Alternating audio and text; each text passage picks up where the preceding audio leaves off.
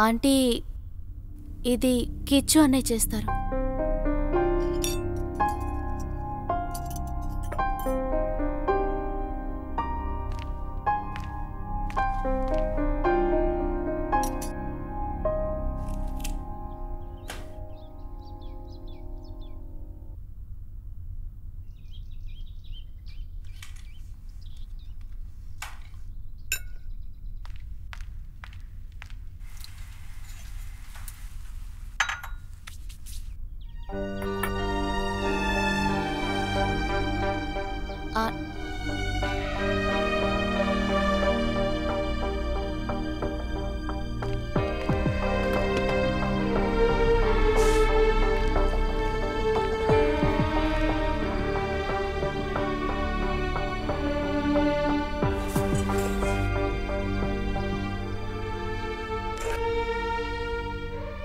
అమ్మా, ఈ పని నేను చేస్తాను.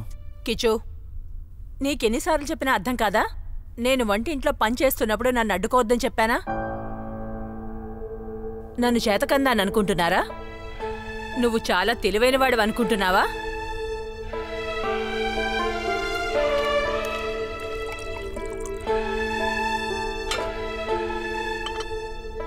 Aunty I'm sorry. నాకెందుకు సారీ చెప్తున్నావు? అది నేను చెప్పింది ఆ అర్థంతో అనలేదాంటీ. చూడు, మా అబ్బాయి కంపెనీలో 600 మంది పనిచేస్తున్నారు. పరాయి దేశం నుంచి తెల్లవాళ్లు కూడా తనతో కంప్యూటర్లో మాట్లాడుతున్నారు. మా అబ్బాయి గురించి ప్రపంచమంతా తెలుసు. ఇదంతా తనకి లాటరీలో దక్కింది కాదు, తన యొక్క తెలివికి కష్టానికి దక్కిన ఫలితం ఇది. ఎవరో ఒకరు తన్ని దద్ది అన్నంత మాత్రాన తను దద్ది అయిపోడు.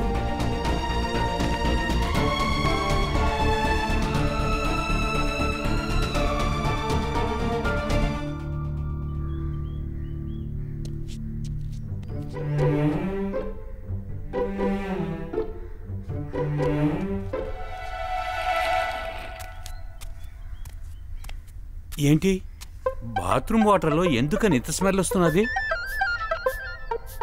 ఒరే విక్కీ, ఏంటి నాన్న, ఎందుకు అలా అరిచారు?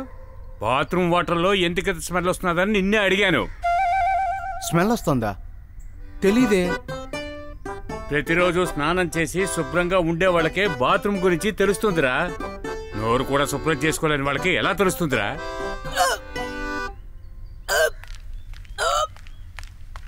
నీకేమైంది? అరే, కిచెన్ లో వచ్చే నీళ్లు భయంకరంగా స్మెల్ వస్తున్నాయి. అక్కడ అస్సలు నుంచోలేకపోతున్నాను. ఎలా గిన్నెలు తోమాలి? ఏంటి? ఇందాక నాన్న కూడా అదే కదమ్మా చెప్పారు. ఏం చెప్పారు? ఇంతకీ ఏమై ఉంటుంది? సరే, నేను వెళ్ళి చూస్తాను.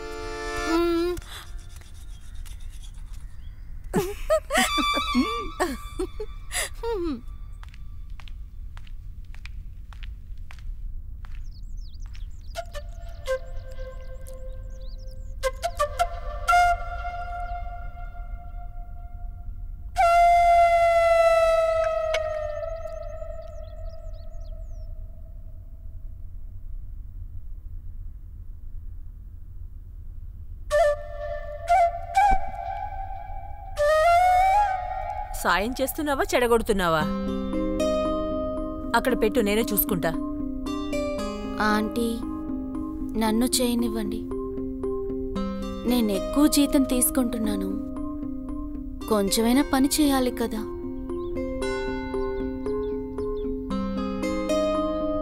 ఇది తీసుకో. పని చేయాలని చాలా ఆతృతగా ఉన్నావుగా, అందుకే నాకు స్వెటర్ తయారు చేసి ఇవ్వు. స్వెటరా? ఉలెన్తో స్వెటరే కదా అల్లగలవు. కానీ ఆంటీ నేను స్వెటర్ ఎలా? నీకు స్వెటర్ అల్లడమే రాదా? కుట్టడం, ఎంబ్రాయిడరీ? బయట ఇస్తే ఎంబ్రాయిడరీ వర్క్ చేస్తారుగా, అదెందుకు మనం చేయడం? ఓరి దేవుడా, బయట ఇస్తే ఎంబ్రాయిడరీ చేసిస్తారు, ఈ పని చేయడం నీకు తెలుసా అని అడిగాను. ముందు నువ్వేంటో తెలుసుకో, తర్వాత నా కొడుకుని దద్ది అనొచ్చు. నీకు అల్లికలు, కుట్లు, ఎంబ్రాయిడరీ, వంట చేయడం ఏదీ రాదు. రేపు పెళ్ళైన తర్వాత మీ అత్తారింటికి వెళ్ళాక మీ అత్తగారు పిలిచి, కోడలా దీని మీద ఎంబ్రాయిడరీ చేయంటే వేరెవరినో తీసుకొచ్చి ఎంబ్రాయిడరీ చేయిస్తావా? ఓరి దేవుడా, నీకు రాబోయే అత్తగారిని తలుచుకుంటే నాకు పాపం అనిపిస్తోంది. ఆవిడ పరిస్థితి ఏం కాబోతోందో. ఆంటీ, నాకేది తెలీదని అనుకోకండి. నాకు టీ పెట్టడం తెలుసు. నేను సితార్ కూడా వాయిస్తాను. అలాగా? రేపు పెళ్ళైన తర్వాత మీ అత్తగారు నాకు ఆకలేస్తుంది, భోజనం తీసుకురమ్మా అంటే తనకి టీ చేసి ఇచ్చేసి తర్వాత సితార్ వాయిస్తుంటావా? అడిగితే ఇదే నాకు తెలుసంటావా? నువ్వెందుకు నవ్వుతున్నావు?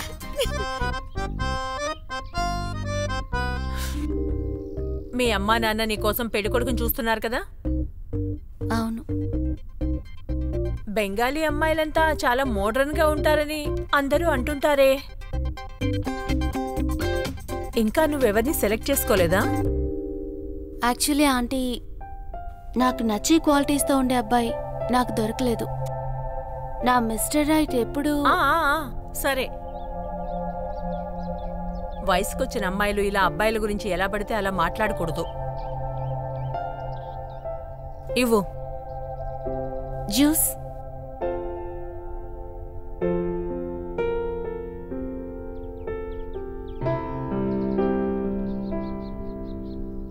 నీకు నచ్చినట్టే ఒక మంచి అబ్బాయి దొరకాలని దేవుణ్ణి కోరుకుంటాను. చేతులకి గోరింట పండాలి, నీకు పసుపు రాయాలి. పసుపు కాదు, ఆర్గానిక్ పసుపు. అమ్మా, ఆఫ్టర్ ఆల్ తనొక న్యూట్రిషనిస్ట్ కదా. అమ్మా, మార్కెట్కి వెళ్ళి సరుకులు తీసుకురావాలి, డబ్బులు ఇవ్వండమ్మా. తీసుకొస్తాను, ఉండు.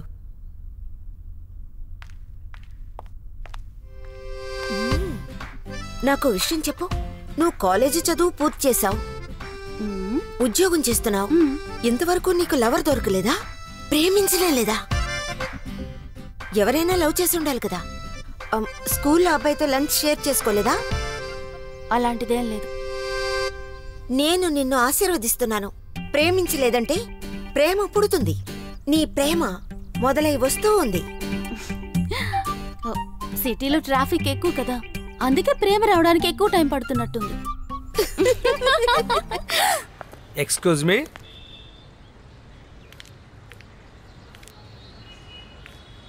మిస్టర్ దీక్షిత్, చెప్పండి. ఇలా చూడండి, మీ టైం కంటూ ఒక వాల్యూ ఉంటుంది కదా, కానీ నా కూతురు పర్సనల్ టైం వాల్యూ మీకు అసలు తెలియలేదు. మా అమ్మాయి మీ అమ్మగారికి న్యూట్రిషనిస్ట్, డాక్టర్ సోనాక్షి బోస్ ఫాదర్ని.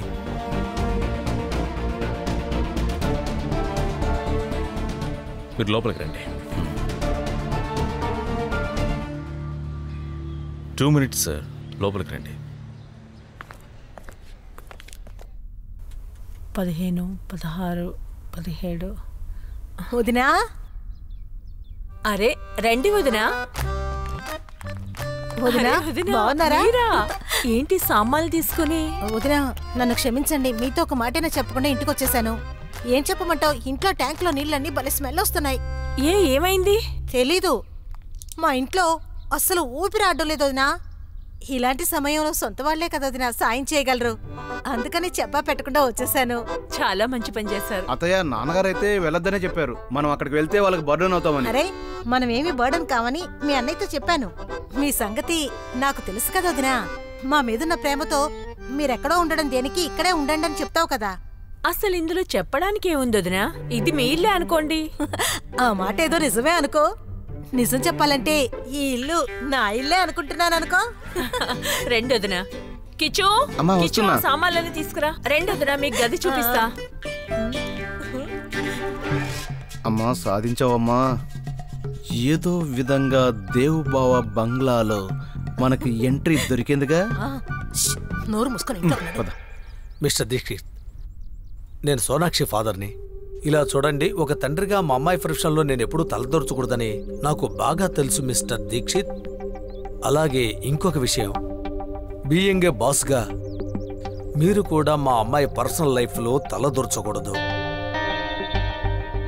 మిస్టర్ దీక్షిత్, మీకు నా మాటలు కొంచెం హార్ష్గా అనిపించవచ్చు, కానీ మా అమ్మాయి మీ దగ్గర పనిచేస్తుంది కానీ బానిస కాదు.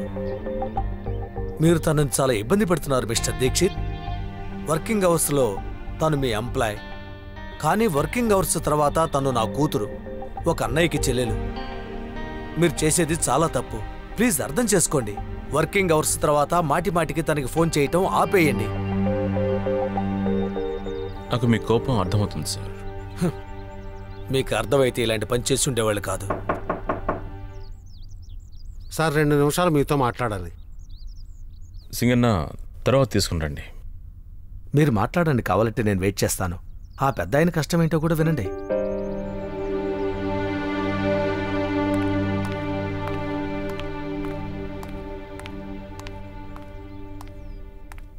సార్, ఇంతకుముందే మిమ్మల్ని కలవడానికి వచ్చాను, కానీ అప్పుడు మీరు లేరు. సార్ ఇది తీసుకోండి సార్.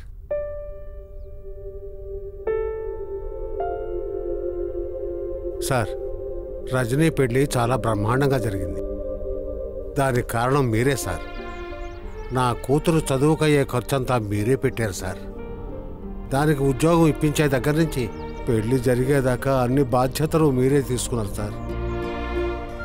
మీ రుణం ఎప్పటికీ తీర్చుకోలేను సార్. మీకు నా ధన్యవాదాలు సార్.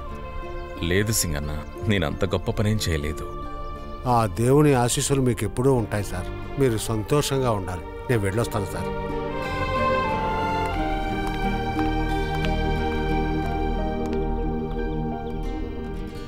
సార్ మీరేదో చెప్తున్నారు.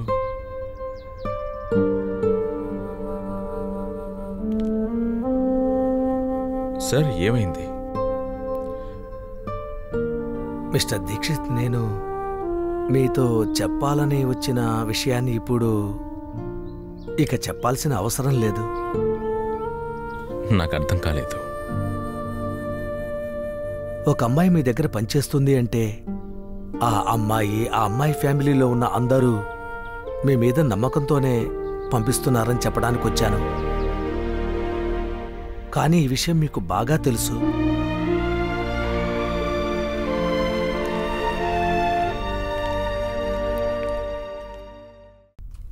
ఎంత టైం అవుతుందో ఏంటో. అరే వచ్చేసారా?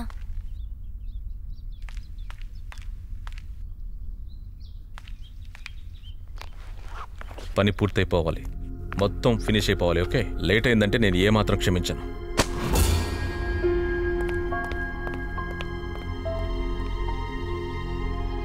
నా కేక్!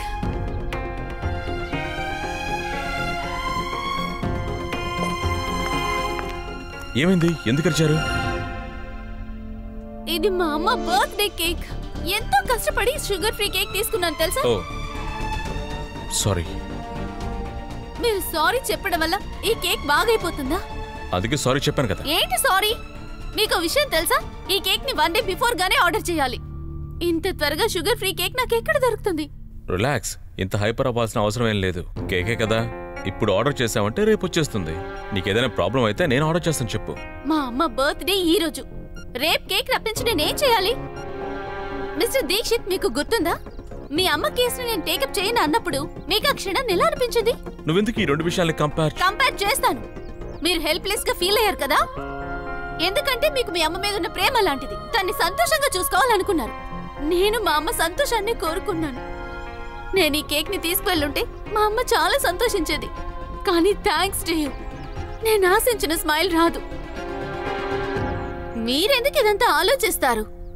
ఎందుకంటే ఆవిడ మా అమ్మ కదా, మీ అమ్మ కాదు కదా.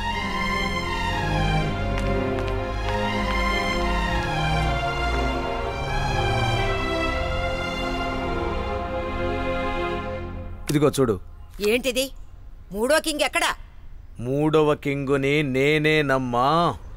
నిన్ను కొట్టేనంటే ఎప్పుడు చూసినా సినిమా డైలాగ్లే. అరే మీరింకా నిద్రపోకుండా ఆడుకుంటున్నారా? పడుకోలేదా? నీకోసమే ఎదురు చూస్తున్నా. సరేరా, మనిద్దరం కలిసి ఆడుకుందాం. నేను ఈ చీట్రతో ఆడదలుచుకోలేదు. అత్తయ్య రేపు ఆడుకుందాం, నాకు నిద్ర వస్తోంది. ఏంటి ఆశ, కాసేపు ఆడిన తర్వాత పడుకుందు గాని 12 గంటల తర్వాత. ఇప్పుడు అర్థమైంది. 12 గంటల తర్వాత హ్యాపీ బర్త్డే సాంగ్ పాడాలి, అంతేగా? అరే ఆ విషయం తెలుసు కదా, అప్పుడెందుకు వెళ్ళి పడుకుంటావు? మన పిల్లలు కరెక్ట్ గా 12 గంటలకి సెలబ్రేట్ చేస్తారు. అరే పిల్లలతో పాటు నన్ను చిన్నపిల్లని చేసేస్తారా? వయసు అయిపోతోంది, ఇంతకంటే ఎక్కువసేపు మేల్కోలేను, నాకు నిద్ర వచ్చేస్తోంది. నువ్వు గనక ముసలిదానివైతే నిన్ను చూసి చూసి నేను కూడా ముసలివాడిని అయిపోతాను. ఒక విషయం బాగా అర్థం చేసుకోండి మేడం, విజయ్ బోస్ ఎప్పుడు యంగుగానే ఉంటాడు, ఎప్పుడు నేను ఇవ్వకొండే. కరెక్ట్గా చెప్పావు.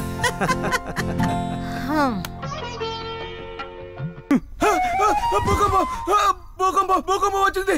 భూకంపం కాదురా, మీ నాన్నే వచ్చాడు, లేచి చూడు. దీనికన్నా భూకంపం వచ్చింటే బాగుంది. ఏమన్నావు?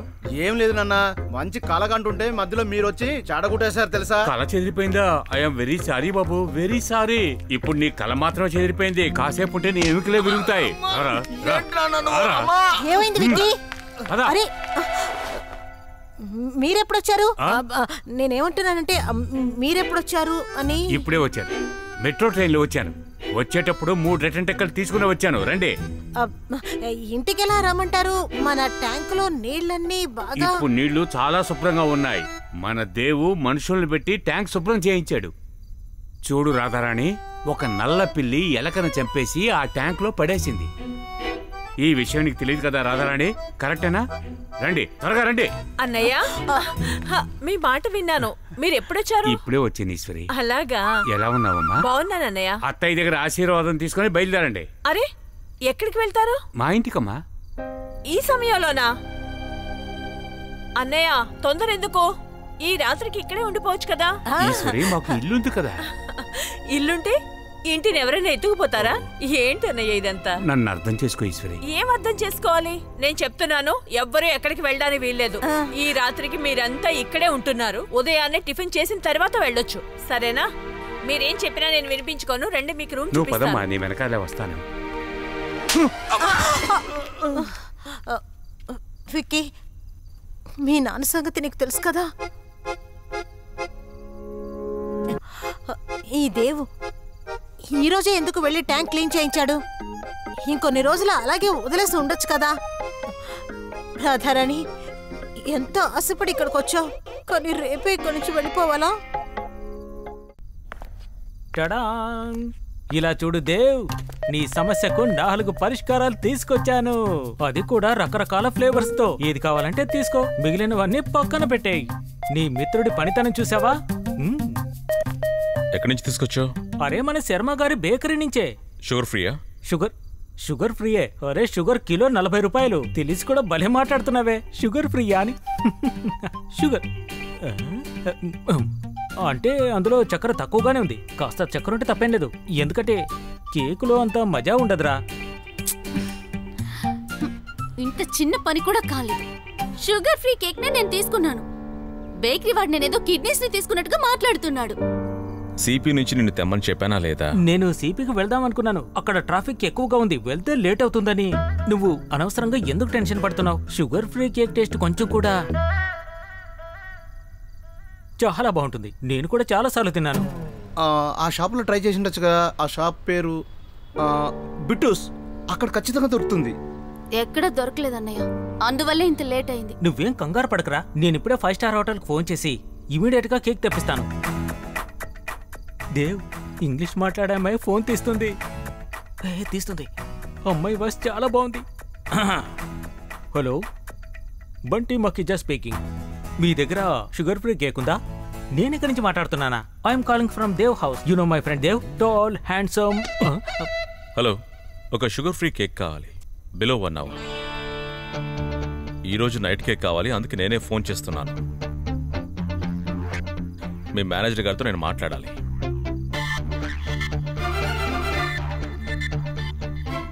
ఓకే, ఇంత చిన్న పని జరగట్లేదు. సరే గాని అన్నయ్య, లైట్స్ ఎలా వచ్చాయి? నాన్నగారు పై అధికారులతో మాట్లాడొచ్చాడు. అందరూ మన దగ్గరకు వచ్చి క్షమాపణ అడిగారు. హలో, నువ్వే కదా కేక్ ఆర్డర్ ఇచ్చావు, మరెందుకు ఇంకా డెలివరీ అవ్వలేదు? డెలివరీ అయ్యిందన్నా, కానీ ఒక ఇడియట్, సెల్ఫ్ సెంటర్, తన ఈగోతో ఉండే మనిషి వల్ల అది పాడైపోయింది. మీ మిస్టర్ ఉపద్రవ్ ఏం చేశాడేంటి? తను నా మిస్టర్ దీక్షిత్ కాదు. అది సరే, నేను ఆయన గురించి మాట్లాడుతున్నానని నీకెలా తెలిసింది? నువ్వు ఆయన గురించి తప్ప వేరే ఎవరి గురించి మాట్లాడవు కదా. మిస్టర్ దీక్షిత్ కేక్ శత్రువు. ఆయనకి ఇది పెద్ద విషయంలాగే అనిపించట్లేదు. He doesn't care at all.